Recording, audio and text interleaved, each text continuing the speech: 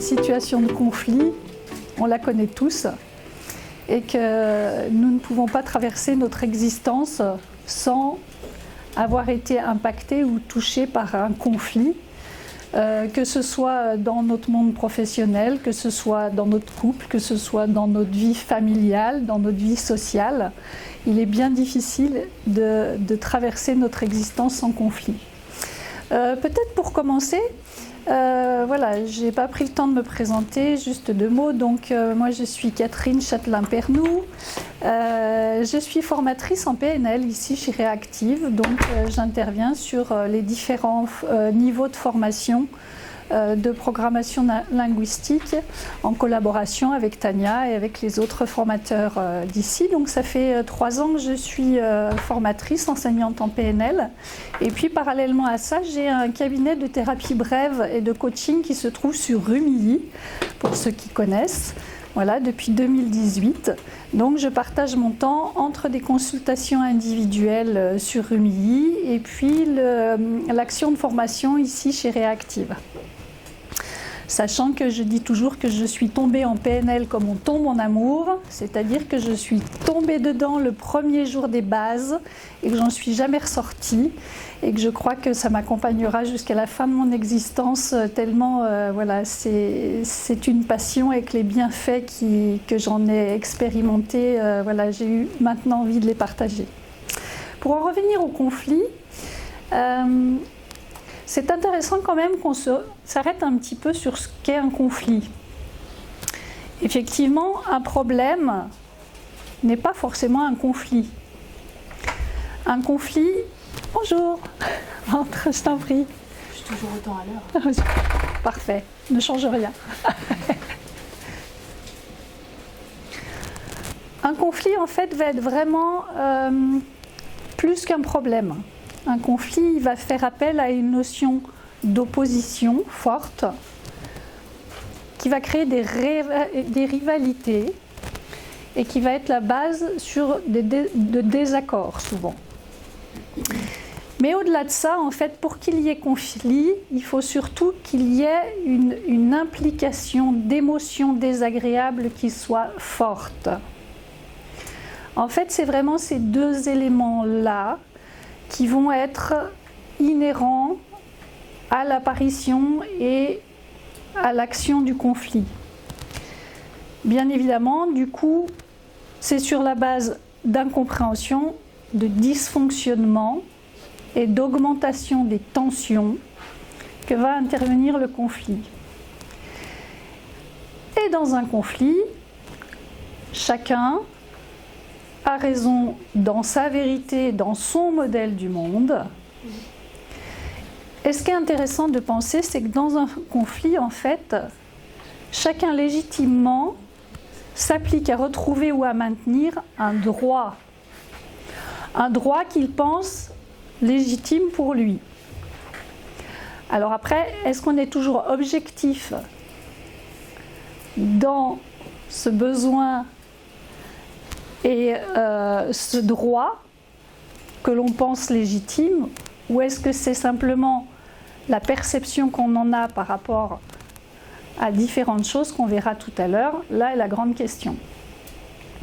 Donc, sincèrement, Tania m'a donné un beau défi aujourd'hui en me proposant cette animation, parce que vous faire une conférence de moins d'1 heure sur la gestion de conflits, bonjour le défi. Donc, nous n'allons pas résoudre tous les conflits de la Terre là ce matin. Ça, c'est sûr.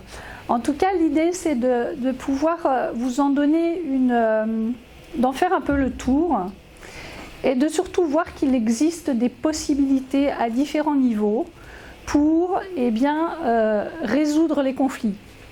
Pour ça, je vous propose effectivement la ligne rouge de cette présentation, ça va être ce qui est écrit là, c'est comment en fait je peux éviter de me laisser impliquer affectivement dans une situation qui dégénère, comment je peux agir en acteur face au conflit pour ne pas subir, et puis comment je peux trouver des stratégies, des méthodes pour résoudre les conflits. Oui. Moi j'ai une question par rapport au conflit. Est-ce que c'est un conflit interne ou un conflit? Je vais y venir. D'accord. Ouais, vous avez tout à fait raison. Effectivement, les conflits, ils ne sont pas seulement avec les autres. Ah. Parce qu'on peut être en conflit avec nous-mêmes. Mais là, vous abordez quel sujet? Ce sera un peu global, c'est ce que je disais en 50 minutes, ça va être très difficile de rentrer dans la spécificité de chaque conflit. Voilà.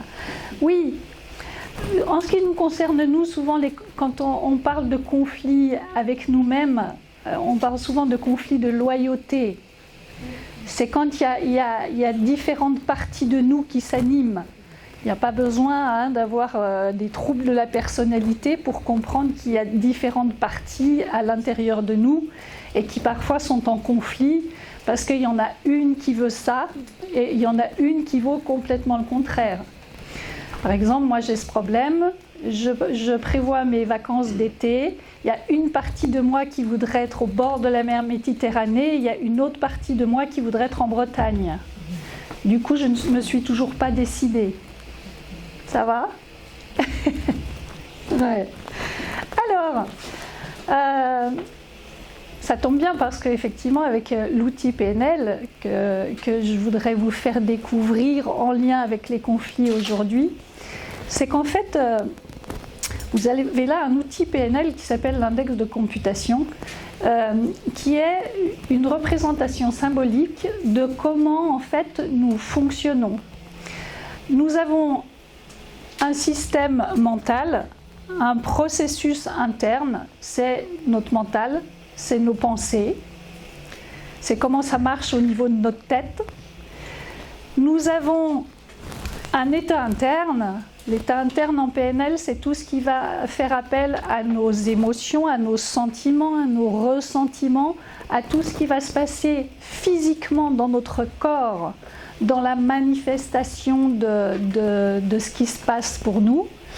Et puis, ce qui se passe dans notre tête, nos modes de pensée, plus ce que l'on ressent, eh bien, en fait, va avoir une implication sur nos actions, sur nos comportements, sur ce qu'on fait, sur comment on communique, comment on est en relation avec les autres.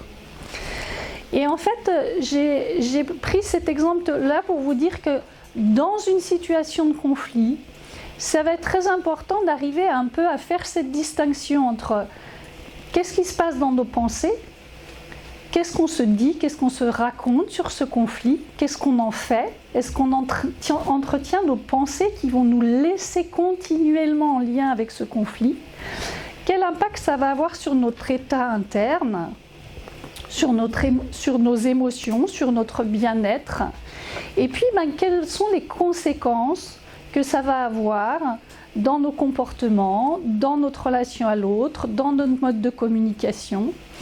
Et vous allez voir que en fait, ça me fait l'occasion d'aborder les différents types de conflits.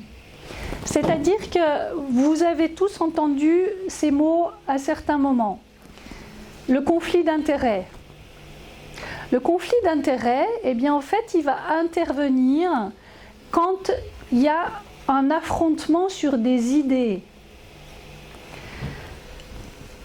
Et effectivement, dans ces cas-là, quand il y a un affrontement sur les idées, ça va nous remettre en lien avec nos pensées, nos valeurs et nos croyances. Parce que du coup, le conflit va intervenir sur une notion en fait on n'a pas la même notion, la même vision d'un processus, d'un contenu. Et on a une vision différente de la réalité. Par exemple, dans le cadre du travail, même si on a un objectif différent, eh bien la vision qu'on va avoir pour arriver à atteindre cet objectif va être différente. Et du coup, on va se retrouver avec des conflits d'intérêts. Et puis, il y a ce qu'on appelle les conflits de pouvoir. Les conflits de pouvoir, ils vont plutôt être en lien avec nos comportements, nos actions, et puis nos réactions, puisque effectivement les conflits de pouvoir, ils vont plutôt avoir pour source des différends concernant les ressources, l'environnement, les espaces, les droits de chacun. Et puis je vous ai mis dessous, en fait, entre parenthèses, ce qu'on appelle les conflits pour des comportements déviants, quand on a qui vont jusqu'au harcèlement, qui sont une sorte de conflit particulière et qui vont là aller jusqu'à à pouvoir aller être jugés au tribunal, au pénal, tout ça. Donc celui-là, on va le laisser de côté pour aujourd'hui parce que sinon on va trop rentrer dans le détail et ça va faire beaucoup. Il est un peu à part et pourtant, bien évidemment, dans la société dans laquelle on vit, on sait qu'ils font partie aussi du quotidien de nombreuses personnes. Et puis effectivement, en ce qui concerne tout ce qui est nos ressentis, nos émotions, on l'a dit tout à l'heure, pour qu'il y ait conflit, il faut qu'il y ait vraiment un ressenti désagréable et un mal-être qui est lié à la situation qu'on vit. Eh bien, ça va être le conflit relationnel. Le conflit relationnel, il va intervenir quand des personnes, ou nous-mêmes pour nous-mêmes, vont avoir une remise en question de nos compétences, de l'estime, et ça va avoir un impact sur l'estime de nous, où on va être interpellé sur notre force de caractère, où on va être interpellé sur notre stabilité émotionnelle, où on va être justement déstabilisé. Et vous voyez que ça va être important de faire un peu la différence dans un conflit, pour moi, pour vous, pour chacun d'entre vous. Qu'est-ce qui se joue dans ce conflit? Est-ce que c'est un peu un conflit, on vient nous heurter et on réagit par rapport à quelque chose qui est une remise en question plutôt de l'estime de nous, de ce côté émotionnel, c'est ça qui est fragilisé?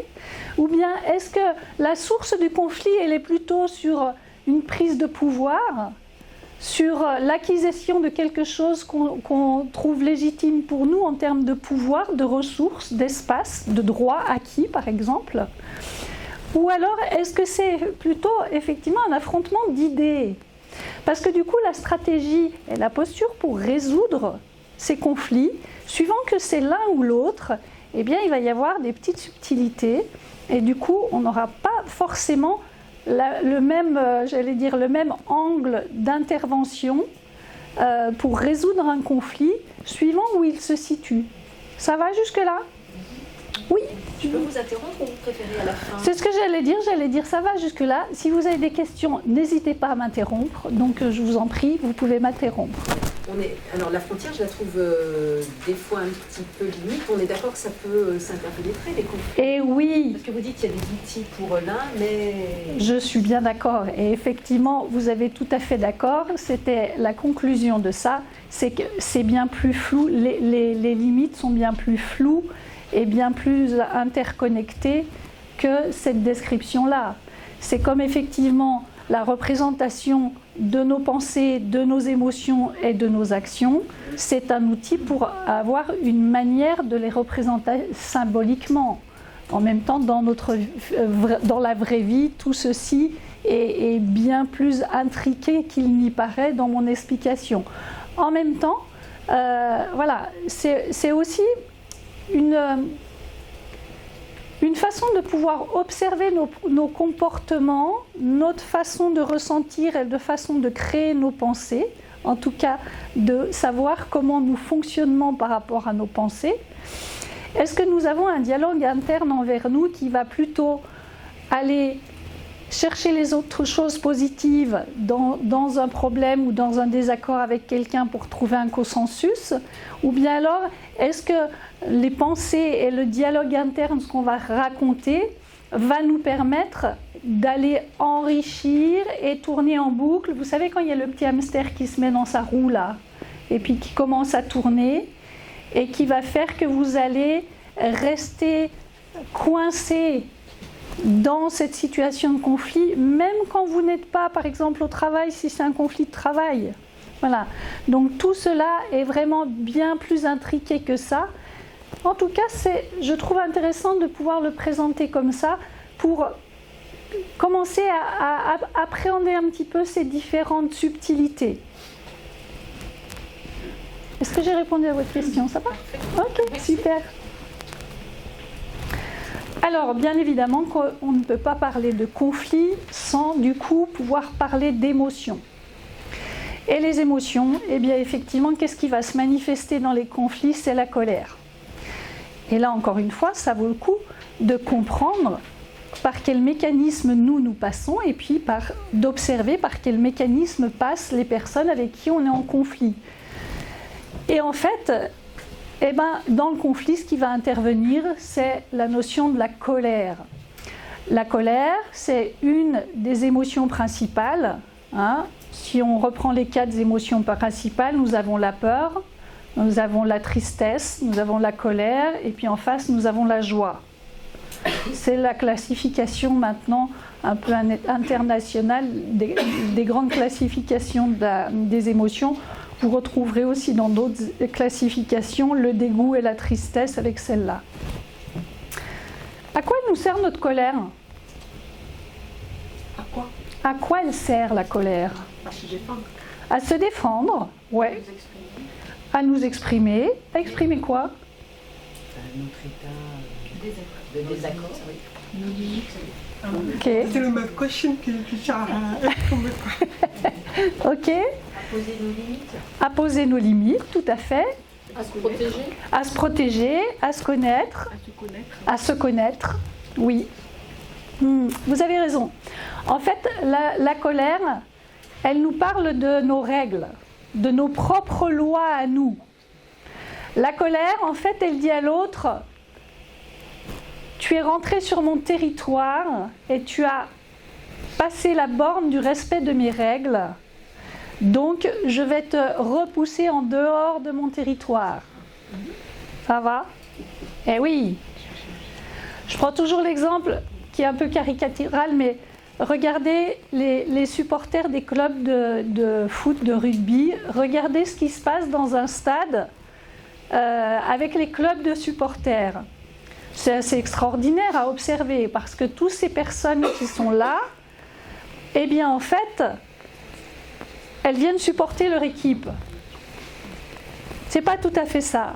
Si on les observe bien, en fait, elles viennent dire à l'autre équipe, tu n'es pas chez toi, ici c'est chez nous, donc respecte les règles de chez nous. Ça vous parle ça? Eh oui. Donc quand il y a de la colère, ça parle de notre territoire en fait. La colère, le message qu'elle nous envoie, puisque nos émotions nous envoient des messages, hein, qu'on ne sait pas toujours repérer, mais l'idée est là. La colère, elle nous dit, hep, hep, hep, il se passe quelque chose, il se manifeste quelque chose en toi physiquement, qui t'alerte sur le fait qu'il y a quelque chose dans ton environnement qui fait que tes propres règles ne sont pas respectées. On est bien d'accord? Nos propres règles ne sont pas toujours objectives. D'accord? En tout cas, elles font partie de notre modèle du monde. Et la réaction physique qu'on va avoir quand on vient, il y a quelque chose de l'extérieur qui va rentrer sur notre territoire et nous heurter, eh bien en fait, effectivement, nous allons nous défendre. Ça va permettre de libérer une tension. Voilà. Et on ne le fait pas toujours en termes de comportement avec le dosage approprié. Ça vous est arrivé, vous, de ne pas toujours mettre le bon dosage? Ouais. Il y en a qui sont assez spécialistes parce que c'est comme si on n'était pas tous égaux dans la façon, dans la possibilité de doser nos réactions. Mais est-ce que la colère, c'est pas une façon aussi d'empiéter sur le territoire de l'autre? Ah oui, bah oui. Des fois aussi, c'est bien évidemment. Bien sûr, parce que quand on parle de conflit, on parle de colère, eh bien effectivement, on peut aussi avoir cette idée que c'est essayer de prendre le pouvoir sur l'autre et donc d'envahir son territoire. Bon, ça ne marche pas qu'entre les gens, hein. Vous voyez ce qui se passe sur la planète entre les pays là en ce moment? Enfin moi je dis ça, je dis rien, mais ils ont l'air vraiment tous très en colère, ces États-là, les uns contre les autres. Hein. Et oui, donc c'est effectivement, non seulement, je me suis sentie envahie dans mon territoire, donc maintenant je vais envahir le tien, pour agrandir mon territoire. Ça va?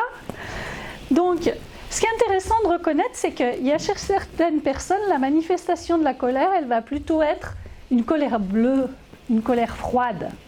Voilà. C'est effectivement, il va y avoir une action passive, il va y avoir de la bouderie, il va y avoir de la médisance, il va y avoir de la manipulation, mais ça ne va pas être en face, ça va être plutôt détourné. Et puis il y a d'autres personnes qui vont avoir une manifestation de colère avec une colère rouge, une colère active, physique, qui va aller dans la confrontation. C'est intéressant de voir vos visages, hein. Sincèrement, depuis là, c'est un bonheur absolu de voir tout ce qui se passe sur vos visages. Il y en a qui se retrouvent, hein, soit d'un côté, soit de l'autre. Hein. Il va y avoir des insultes. Et en fait, cette colère, elle va monter lors d'un conflit, elle va monter en puissance. Au début, effectivement, il va y avoir une tension. Il va y avoir après une difficulté à être très objectif, ce qu'on disait. Il va y avoir une projection sur l'autre. Ben oui, parce que évidemment, le problème, c'est pas moi, c'est l'autre. Vous êtes bien d'accord? Eh ouais. Avec une légère distorsion de la réalité, c'est là qu'apparaîtrait presque la mauvaise foi. Et puis si on n'y prend pas garde, eh bien si on ne fait rien avant ça, la colère elle va devenir explosive et amplifiée. Et alors là, il y a un moment où effectivement notre cerveau se met en off et notre capacité de raisonnement objectif, c'est fini. Hein. Vaut mieux attendre que ça redescende pour retrouver un peu de calme et d'objectivité. Et puis ça va effectivement jusqu'à la perte de contrôle de soi. Hein. Il n'y a pas besoin d'être adulte pour avoir ces mécanismes-là. C'est comme si on arrivait des fois sur Terre, on descend programmé avec soit plutôt ça, soit plutôt ça. Chez certains enfants, si vous avez des enfants, vous savez ça, hein, d'un enfant à l'autre, un enfant colérique depuis sa petite enfance, en général, voilà, on sait qu'il est colérique et qu'il va plutôt avoir cette propension à passer dans la colère rouge tout de suite. Et c'est intéressant parce qu'en fait, ça nous parle aussi de frustration, notre colère. Et les conflits ont pour origine beaucoup les frustrations. Alors, comment fonctionnez-vous par rapport à un conflit? Est-ce que vous êtes plutôt du genre à subir ou du genre à réagir? Bien, en fait, il y a monsieur Thomas Kilmann qui a beaucoup étudié les conflits, qui lui détermine 5 comportements différents. C'est-à-dire qu'il y a les personnes qui vont éviter le conflit à tout prix et qui vont faire comme si le conflit n'existait pas. C'est une stratégie comme une autre. Il y a les personnes qui vont chercher la collaboration, travailler très rapidement avec l'autre pour couvrir le conflit et trouver plutôt un consensus. Le consensus et cette façon de faire risque de faire que le conflit ne va pas être désamorcé, qu'il va réapparaître plus tard. Il y a les personnes qui vont chercher là vraiment à trouver un compromis. C'est-à-dire que là, il va y avoir du collaboratif pour essayer de trouver rapidement une solution. Il y a les personnes qui vont essayer et puis qui vont très vite céder face à l'autre, aux autres, et du coup qui vont rentrer un peu dans leur coquille. Je ne suis pas sûre que ce soit bien satisfaisant parce que dans ces cas-là, ce qui reste, c'est beaucoup de rancœur. Et le conflit risque de réapparaître puissance plus. Et puis, il y a aussi l'extrémité, effectivement, où il y a des gens qui sont là pour asseoir leur pouvoir et qui sont là pour impressionner dans la situation de conflit et qui vont passer très très vite par de l'intimidation, par de l'agressivité, voire par des sanctions, dans le cadre hiérarchique par exemple. Ok ? Oui ? Alors j'ai une petite question, quelle est la différence entre consensus et compromis ? C'est ce que je disais, le consensus, ça va plutôt être quelque chose d'un peu rapide, ça va être vite travailler avec l'autre pour pas trop voir le conflit et faire en sorte que ce conflit, on mette un couvercle dessus. C'est superficiel. ça va faire son effet, mais souvent à court terme, parce que dessous, il y a quelque chose qui germe encore. La collaboration avec le compromis, ça va être déjà plus avec une visée à plus long terme, où on peut déjà plus se dire les choses, entendre les avis de tout le monde et trouver un compromis par rapport à quelque chose qui est déjà, j'allais dire, étudié et posé. Ça va ?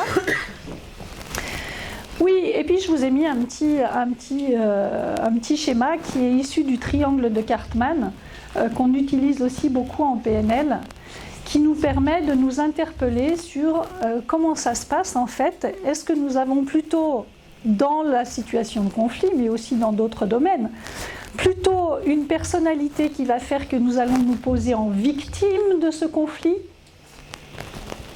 C'est pas moi, c'est les autres, hein. Est-ce qu'on va plutôt se poser en sauveur ? C'est-à-dire que même si on ne nous a rien demandé, on va aller essayer de résoudre des conflits. Et du coup, parfois, on va se trouver impliqué dans ce conflit alors que nous, ce qu'on voulait juste, c'est essayer d'aider. Et puis, est-ce que parfois, on n'est pas aussi un peu persécuteur ?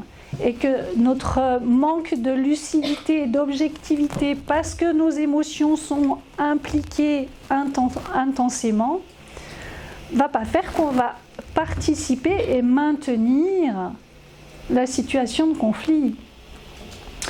Quand on va se confier à un collègue en lui disant « Oui, tu ne trouves pas qu'un tel, du coup, tu as vu comment il a été, et puis il a déjà été comme ça la dernière fois, et puis tu as vu l'autre jour avec un tel, comment il s'est comporté. » Voilà. Est-ce que nous ne participons pas parfois à ça ? Alors, les enjeux d'un conflit, en fait, ils peuvent être de différentes natures. On l'a abordé tout à l'heure sur le premier schéma, mais effectivement, parfois, on n'est pas d'accord sur des faits. Pardon. Chacun voit sa réalité, possède et rapporte des faits différents concernant le même problème. Et nous avons un système d'interprétation. C'est typiquement cette dame qui vient me voir et qui me dit mon manager ne peut pas me saquer. Je lui dis ah bon, comment vous le savez ? Elle me dit la preuve c'est que hier matin je l'ai croisé dans le couloir, il ne m'a pas salué, il ne m'a pas dit bonjour.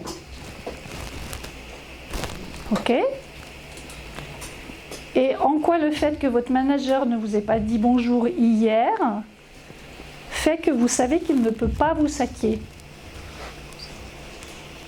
Parce que peut-être, tout simplement, il était préoccupé, peut-être qu'il ne vous a pas vu, peut-être qu'il avait autre chose dans la tête. Et elle me dit, ah oui, maintenant que vous me le dites, en fait, il avait son nez sur le téléphone, et je sais que le matin, quand il arrive, il gère tous les problèmes, et les mails et tout ça. Donc vous avez raison, en fait, peut-être qu'il ne m'a pas vu. Et oui. Intéressant, hein ? Donc, effectivement, quand il y a un conflit qui porte sur les faits, ça va être intéressant, bonjour, ça va être intéressant, effectivement, de mutualiser des informations communes et retrouver le factuel. Après, quand ça va être des buts ou des intérêts, ça va concerner les objectifs. Souvent, on n'est pas d'accord sur quelle stratégie et comment on fait pour atteindre les objectifs. Eh bien, là, une des possibilités, ça va être d'aller récupérer quelque chose qui appartient, le plus petit dénominateur commun sur lequel les personnes sont d'accord, pour repartir de ça. Et puis après, sur les méthodes, quand on a des méthodes différentes et qu'on n'est pas d'accord sur des méthodes, eh bien, effectivement, ça va être intéressant d'ouvrir son esprit et d'ouvrir la discussion pour arriver à faire confiance dans les méthodes et dans les stratégies de l'autre. Et puis après, quand c'est un conflit de valeurs, c'est ce qui fait du sens, ce qui est considéré comme vrai, comme beau, eh bien, le conflit de valeurs, il va porter plutôt sur une vision, sur la philosophie Et du coup, eh bien, en fait, ça va être important que chacun puisse se sentir respecté dans sa façon de voir les choses et dans sa façon d'alimenter et de faire vivre ses propres valeurs, parce que parfois on a les mêmes valeurs, mais la façon de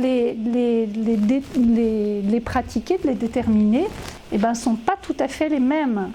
Voilà.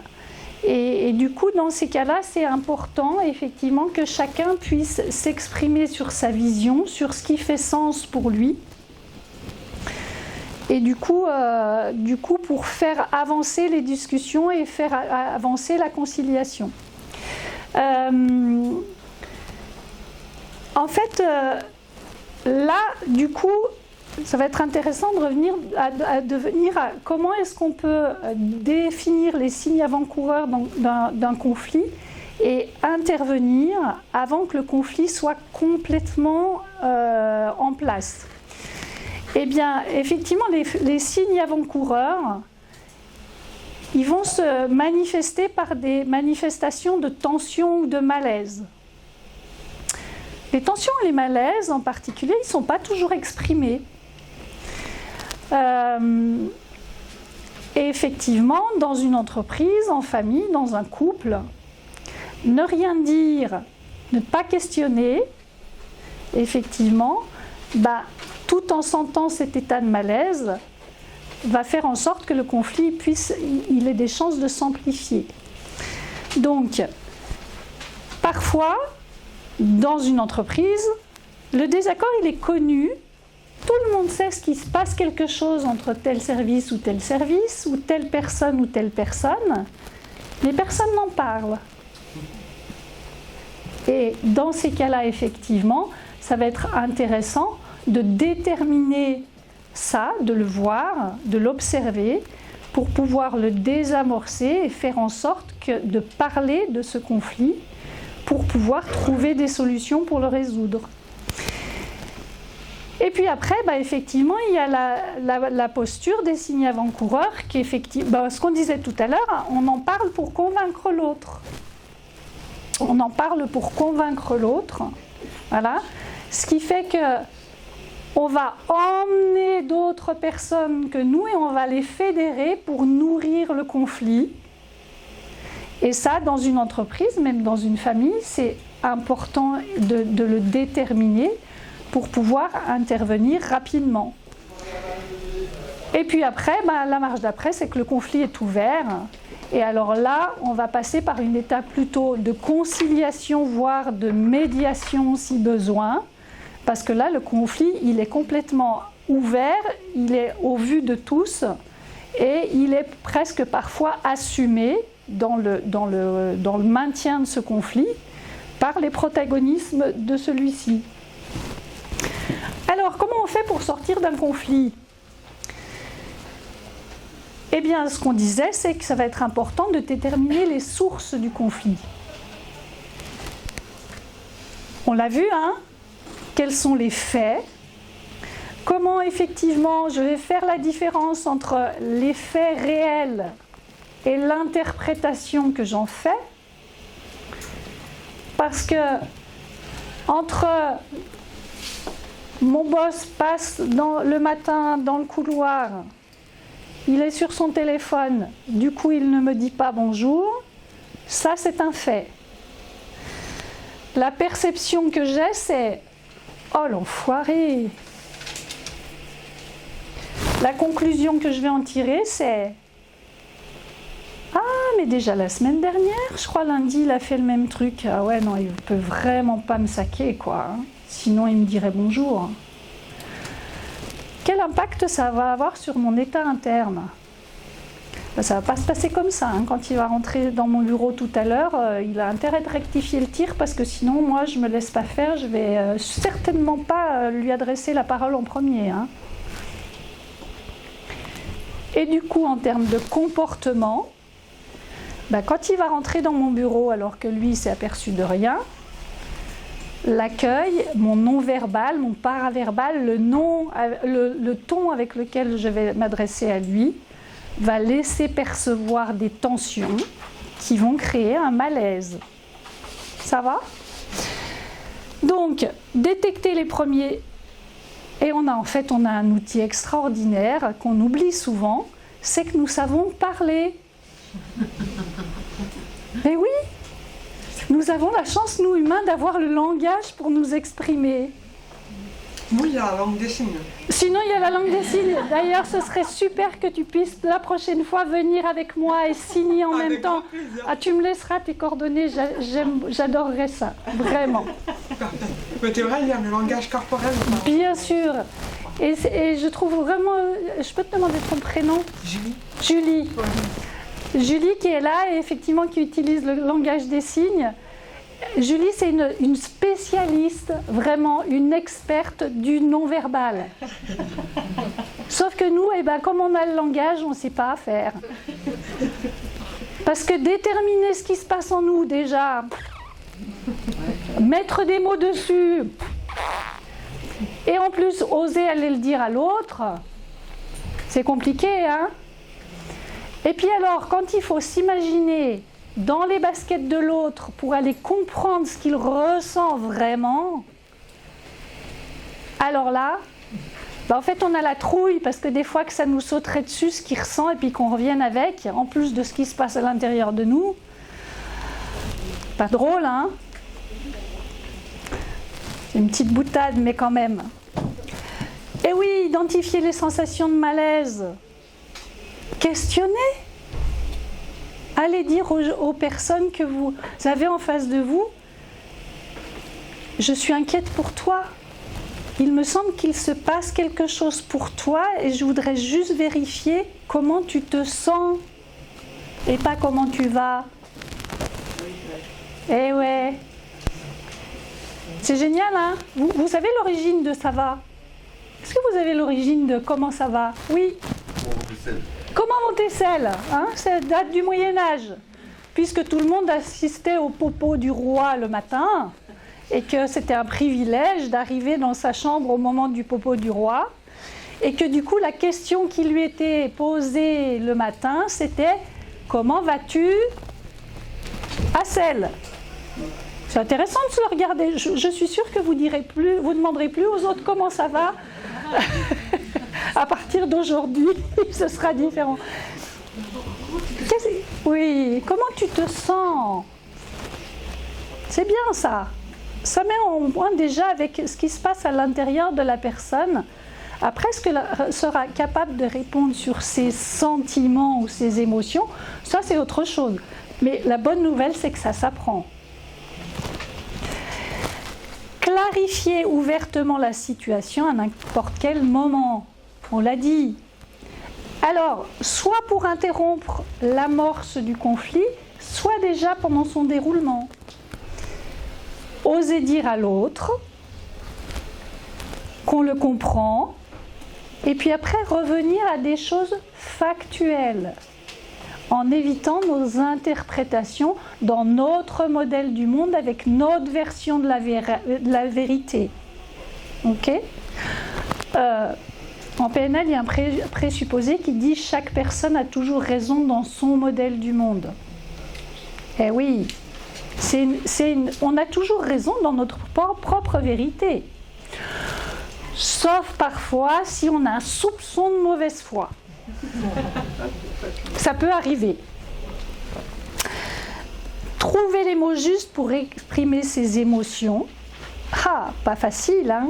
Ça s'apprend, on n'a pas appris depuis tout petit à l'école, encore que maintenant c'est chouette, hein, les enfants, ils ont des petits moments où ils apprennent ce que c'est les émotions, comment elles s'appellent, comment on les exprime.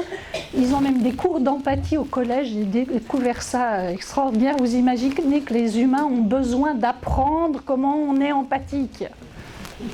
En tout cas, je trouve ça assez génial qu'on puisse leur donner ces clés-là. Parce que les gens de ma génération, moi à l'école, on n'a pas appris ça. Montrer à l'autre qu'il ne s'agit pas de mettre en cause sa personne, mais d'évoquer une difficulté commune ou évoquer un comportement. On n'est pas obligé de tout accepter, hein. On n'est pas obligé d'être d'accord tout le temps, hein. Il y a des subtilités là entre, hein. Par contre, effectivement, faire la différence entre un comportement inadapté et puis l'identité de la personne qui elle est. Est-ce que ça vous arrive d'avoir des comportements inadaptés?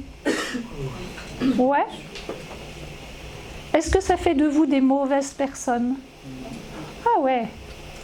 Quand il y a conflit, très souvent il y a un mélange, puisque la colère va se manifester auprès de l'identité de la personne, alors que souvent la source du conflit, elle est pour des idées, pour des comportements, pour des stratégies, alors qu'en fait, eh bien, on va faire un tout et on va déterminer, on va juger la personne en tant qu'être, alors que c'est une question de comportement ou de point de vue ou d'intérêt. Et ça va être super important à dissocier ça. Et oui, redire ses intentions de coopérer, de trouver des solutions. Et bien, puisque c'est comme ça, je suis pas prête de le reparler, hein, puisque c'est comme ça. Ah, c'est sûr que ça va marcher, hein. Autre chose, influencer la qualité de la relation. Dans le conflit, on l'a vu, l'impact émotionnel est super fort. Et du coup, vous avez un super outil de savoir-faire que vous savez. Vous avez tous ces pouvoirs interagir sur la qualité d'une relation. Il faut un petit peu de courage, des fois beaucoup. Un petit peu de volonté, des fois beaucoup. Faut oser, un petit peu ou beaucoup. Parce que le risque, ce serait quoi? D'essayer de récupérer une qualité de relation. On n'est pas obligé d'être ami avec tout le monde et d'être d'accord avec tout le monde. Par contre, cultiver cette qualité de relation me paraît quand même quelque chose de primordial. Donc, oui, nous avons...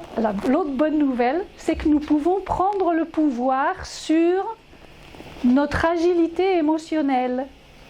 Et que petit à petit, on peut apprendre à ne pas être impacté à 3000% par une contrariété, une frustration, ou un désaccord, ou même un clash avec quelqu'un, sans se déconstruire complètement émotionnellement.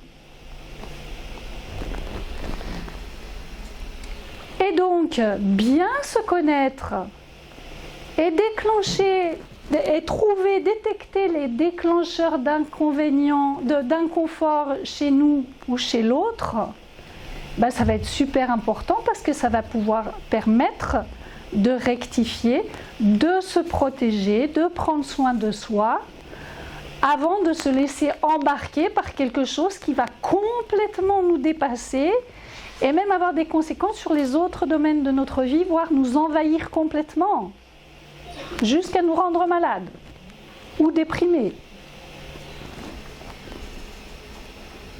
Ouais, agir en acteur de conflit, en acteur et non pas en victime, pour ne pas subir. Parfois changer ses croyances sur soi, sur les autres. Si j'ai la croyance indécrottable que je suis quelqu'un d'hypersensible, d'hyperfragile et que je n'y arriverai jamais, peut-être qu'il y a quelque chose aussi à changer de cette croyance-là.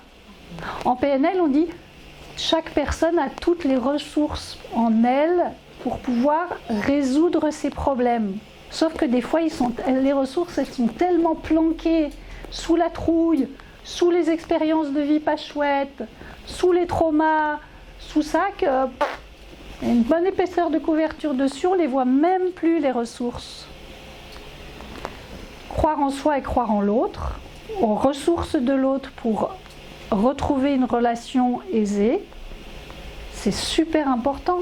Et si vous ne croyez pas que vous-même vous avez des ressources et que la personne en a, c'est un peu voué à l'échec. Solutionner le conflit pour faire avancer des idées. Parfois on ressort grandi d'un conflit, hein, quand on l'a passé. Ça fait péter quelques préjugés des fois, hein. Péter aussi quelques jugements de valeur. Ça nous donne aussi une expérience sur laquelle on va pouvoir s'appuyer pour surtout ne pas refaire la même chose. Et oui, bien sûr qu'il est important d'avoir une bonne gestion de ses émotions déjà au quotidien. Parce que sincèrement, s'entraîner à avoir une bonne gestion de ses émotions quand ça va bien, eh bien on pourra bien plus s'appuyer dessus pour compter sur cette bonne gestion de ses émotions quand on se retrouve en difficulté, en conflit avec l'autre. Et puis voilà, ouvrir son esprit, enrichir ses opinions, changer de croyances. On a tous des croyances limitantes, conscientes ou inconscientes. Ça fait partie du grand programme de la PNL, hein, de travailler sur la limitation de nos croyances et comment on peut rendre des croyances limitantes neutres, voire aidantes. Comme effectivement, je vous parlais tout à l'heure, on parlait des conflits internes, comment en PNL, la notion de modèle des parties, des protocoles qui vont avec, vont permettre de trouver des compromis et de réharmoniser les différentes parties de nous qui sont en conflit. J'ai une question. Oui, Je ne sais pas si elle est prématurée ou pas, mais vas-y. comment gérer un conflit? Oui, Parce que ça, c'est quand en fait ça va fonctionner à la fin. bien sûr, ça va fonctionner. Mais comment gérer un conflit quand en face de nous on a une personne qui va plutôt être sur un tableau plus agressif que le nôtre, afin d'éviter de renoncer en fait à la gestion du conflit, parce qu'ils ne sont pas tous venus faire la formation ou à la conférence. Ouais. Et j'entends les outils Oui. mis en place, Oui. mais quand en face de nous on a une personne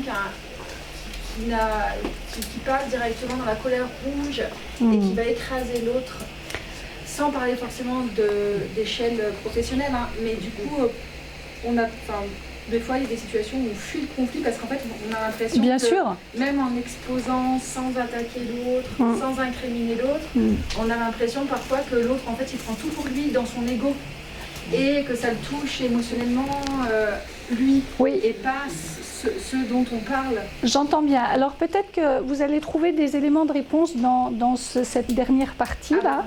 Voilà. Et puis peut-être qu'aussi vous allez voir que parfois, j'allais dire, si vous faites toujours plus de la même chose en essayant d'être conciliant, d'être tranquille, d'expliquer que ça ne marche pas, changez de stratégie. Hein. Parce que de faire toujours plus de la même chose en espérant un résultat différent, ça ne marche pas. Et parfois vous allez voir qu'il y a deux solutions dans ce que vous me dites. Ce qu'on appelle la synchronisation en PNL, c'est après avoir été très cool et se mettre en face de la personne et se synchroniser physiquement avec le même ton, le même débit de parole, le même volume, et se mettre dans le même état que lui. Ça peut être très surprenant pour quelqu'un qui est un peu éruptif comme ça, qui n'a pas l'habitude d'en face d'avoir quelqu'un qui est plutôt en train d'essayer de le calmer. Donc on doit s'énerver, C'est le miroir. C'est une des stratégies. Et puis après, effectivement, il y a toujours la possibilité de laisser redescendre cette personne qui est dans un état réactif, qui n'est plus du tout en lien, on l'a vu sur l'échelle de la colère, hein, dans la maîtrise de soi, dans le factuel, le laisser redescendre et pouvoir retourner discuter une fois que les tensions, la manifestation de cette agressivité, de cette colère, c'est assez. Après, c'est très clair, ce ne sera pas le lieu d'aujourd'hui, mais dans certains cas, en fait, faire appel à une personne extérieure pour faire de la conciliation ou de la médiation, c'est très utile et c'est la seule façon d'arriver à faire redescendre un conflit. Okay ? C'est ce que je vous disais, vous parlez de tout ça en moins d'une heure, c'est juste impossible, mais on pourrait aller bien plus loin là-dessus. Ça va ? Est-ce que j'ai répondu à votre question ? J'attends ma fin de Ok. Et donc, effectivement, moi, j'aurais pu vous faire la liste de tout ce qui n'était pas recommandable pour ne pas mettre en place de conflit. Sauf qu'avec l'esprit PNL, j'aime bien ce qui est tourné de façon positive dans mon mode de pensée, plutôt que ce qui est tourné négatif. C'est le L de la PNL, hein, c'est un peu... voilà. Et du coup, je vous ai refait un petit récap. Ben, qu'est-ce qu'on peut faire comme comportement pour prévenir le conflit vraiment au quotidien? Eh bien, demander du soutien quand on en a besoin avant d'être complètement submergé. Faire preuve d'humilité.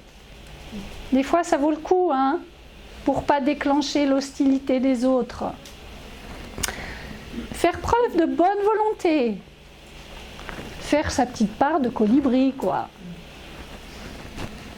Valoriser ses collègues, plutôt que les juger et leur en mettre plein là, même s'ils ne sont pas exceptionnels et qu'ils ont des comportements qui ne sont pas toujours ceux que vous voudriez qu'ils aient. Être ponctuel, arriver à l'heure, ça agace des fois, hein, quand automatiquement en réunion, on a un ou deux collègues qui arrivent en retard. Vous voyez comment ça peut commencer à couver un petit peu un conflit? Eh ouais! Créer du lien sans flatter. Éviter de rentrer dans le jeu de séduction quand on veut obtenir quelque chose. Parce que ça aussi, ça entretient les conflits au détriment d'autres personnes. C'est ça? Peut-être que si j'apporte le café à mon boss tous les matins, ce sera moi qui choisira pour animer la réunion du mois prochain. J'exagère à peine, hein. Ça existe, hein. Je vous jure. Hein. Prendre la parole avec justesse. Prenez le temps de classer vos idées, de faire attention à la forme avec laquelle vous allez dire ce que vous avez à dire. Doser la familiarité, le côté tactile. Respecter les distances, et oui. Apporter des critiques constructives et pas toujours des critiques négatives sur tout ce qui ne va pas dans votre service, dans votre boîte, enfin voilà. Parce que en faisant ça, petit à petit, vous perdez la visibilité sur tout ce qui va bien, sur lequel vous pouvez vous appuyer. Regardez les personnes en face quand vous leur parlez. Adaptez le son de votre voix. Synchronisez-vous à la façon dont elles se tiennent.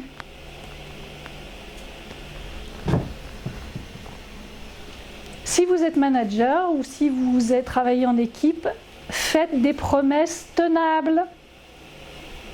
Ne promettez pas des choses que vous savez d'avance qui vont être inatteignables. Parce que pour générer des conflits, il n'y a rien de tel. En cas de conflit, eh ben, au niveau relationnel, c'est ça. Hein. Observer sans juger pour calmer le jeu. Oser dire à l'autre qu'on le comprend. On n'a pas envie. Hein. C'est dur, hein, de mettre son ego de côté pour aller dire à l'autre qu'on comprend son point de vue. Même s'il y a une petite part de nous qui sait, qui peut le faire. Cultiver l'empathie, on en a parlé tout à l'heure. Alors, l'empathie, ce n'est pas se perdre dans les émotions de l'autre. D'accord? Et être complètement défait avec lui. Parce que ça, c'est plus de l'empathie. Hein. L'empathie, c'est effectivement arriver à se mettre à la disposition des émotions de l'autre pour pouvoir mieux les comprendre, mais lui rendre et pas repartir avec. Parce que sinon, vous allez être dans le même état que lui, et du coup, en termes de posture, vous n'allez plus être aidant. Pratiquer l'écoute active, reformuler ce que la personne dit, la dernière phrase par exemple, permet de faire l'effort d'être sûr d'avoir bien compris ce qu'elle dit, et permet à l'autre personne d'avoir été entendue. Donner un point de vue le plus objectif possible. Le plus objectif possible. Parfois, c'est pas si facile d'être objectif quand on est impacté émotionnellement. Mais en tout cas, d'arriver petit à petit à décortiquer ce qui est du factuel, de ce qui tient de mon interprétation, ça va être important. Apprendre à dire non avec tact, c'est bien aussi de savoir poser ses limites, voilà, et de ne pas être corvéable à merci, de pouvoir revenir effectivement à un cadre, apprendre à dire non avec la forme, avec respect, mais pouvoir aussi poser ses limites. Partager les différentes perceptions dont on parlait, nous n'avons pas tous la même perception de la situation. Si on est en empathie avec l'autre, qu'on ouvre un peu notre champ de pensée et qu'on se met aussi à la disposition de la compréhension et de la perception de l'autre, souvent ça permet de désamorcer ou de régler un conflit pour trouver des solutions communes. Faire émerger des solutions communes, faire des propositions. Petite astuce, si vous faites des propositions, faites-en 3 différentes. Pourquoi ? Si vous faites une proposition, ce n'est pas un choix, vous ne laissez pas le choix, c'est une obligation. Si vous faites 2 propositions de solutions, ça va poser question au problème parce que 2, ce n'est pas un choix, c'est un dilemme. Si vous proposez 3, à partir de 3, là, la personne peut avoir le choix, ou le groupe de personnes peut avoir le choix, et c'est bien plus facile, il récupère une partie de décision et de liberté. Excusez-moi, tu dis de faire des propositions, mais est-ce que c'est pas encore mieux d'essayer de réfléchir ensemble? Oui, la phase de la proposition, elle va arriver. Alors, vous voyez bien que c'est très généraliste et très complexe. Je ne peux pas rentrer dans des exemples précis, mais bien évidemment, la recherche de solutions, elle va arriver à la fin quand chacun aura pu exprimer sa perception, exprimer ses croyances, exprimer ce dont elle a besoin, exprimer ce qu'elle ressent.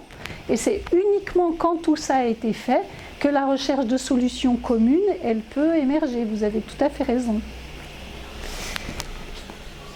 Et puis vous allez pouvoir compter aussi sur les talents et les compétences de chacun, qui dans les conflits, eh bien en fait, on se souvient bien plus que les personnes en face de nous, elles ont aussi des compétences et des talents, parce qu'elles ont été complètement immergées dans la situation de conflit. Voilà. Quand je fais de l'accompagnement en thérapie de couple et il y a des conflits, une des questions que je pose à chacun des membres du couple, c'est quelles étaient les qualités, les talents et les compétences pour lesquels vous êtes tombé amoureux de cette personne et avec qui vous vivez.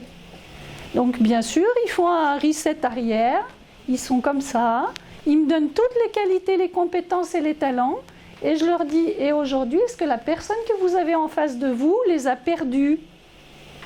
Eh bien 100% du temps, on me dit, non, elles sont toujours là, mais je ne les vois plus. Donc, remettre ça au cœur des solutions, ça va être important. Comme, effectivement, se baser sur des réussites et des succès qui ont déjà été là pour arriver à trouver des solutions, puisqu'on a déjà réussi, on a déjà eu des succès avant, c'est qu'on sait faire ensemble, et que comprendre avec quelle stratégie on a réussi, on a eu des succès, reprendre ces bases-là pour créer à nouveau quelque chose d'un compromis et d'une réussite pour atteindre un objectif et pour lever les conflits, ça va aussi être important. Voilà, et puis après il y avait un petit mot sur la médiation. Il y a plein de techniques de médiation différentes. En tout cas, ce n'était pas le lieu aujourd'hui pris par le temps, mais oui, parfois, il faut faire appel à un médiateur ou un conciliateur pour résoudre un conflit, que ce soit dans une vie de couple, dans une vie de famille, en entreprise encore plus, ou dans n'importe quel autre groupement, à partir du moment où nous sommes des animaux sociaux, et à partir du moment où nous sommes ensemble, ou à l'intérieur de nous-mêmes, ça vaut pas aussi parfois le coup de faire appel à un médiateur externe pour comprendre les conflits qui se jouent à l'intérieur de nous, parce que nous, on a le nez dedans, on a les émotions dedans, et on n'a pas suffisamment de recul pour pouvoir le faire. Est-ce que vous avez des questions ? Ou des commentaires, ou... Alors du coup, je continue, et puis voilà, je vais essayer de respecter l'horaire. Ce que je voulais vous dire, c'est que suite à cette conférence, chez Réactive, là, les 24 et 23-24 septembre, on vous propose 2 jours de formation sur ce thème. Et du coup, pour ceux qui veulent aller plus loin, l'idée c'est de vraiment réinvestir les outils de PNL, la CNV, comment on passe d'un nœud relationnel à une boucle relationnelle, comment on arrive à détecter tout ce qui se passe en nous en termes de déclencheurs et comment on peut rectifier pour pas que le conflit s'envenime. Donc c'est vraiment comment on peut savoir faire face à une situation de conflit, comment on fait pour recevoir une critique sans en être complètement impacté et affaibli dans la posture et dans le rôle dans lequel on se trouve, développer sa flexibilité. On reviendra sur cette importance de l'agilité émotionnelle et comment elle peut être utile. Augmenter la maîtrise de soi pour s'adapter à chaque situation. Quelle technique, quelle stratégie on peut mettre en place pour les tentatives de solution. Quel comportement préventif on peut avoir pour nous et en détection chez les autres. Et puis on abordera les différentes techniques de médiation. Voilà, c'est vraiment le global.